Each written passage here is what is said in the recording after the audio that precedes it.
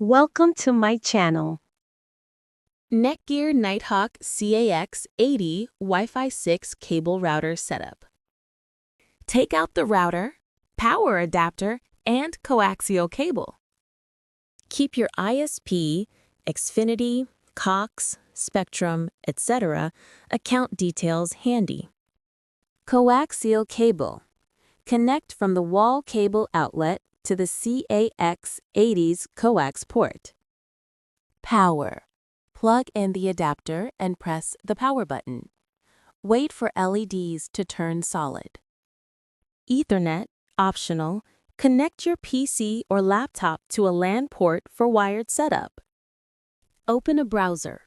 If not, go to http://routerlogin.net or 192.168.1.1. Enter default login, username admin, password change later.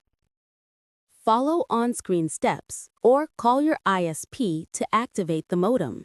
They'll need the CM MAC address from the label on your CAX80. Download the Nighthawk app, iOS or Android. Sign in or create a Netgear account. The app will detect your router.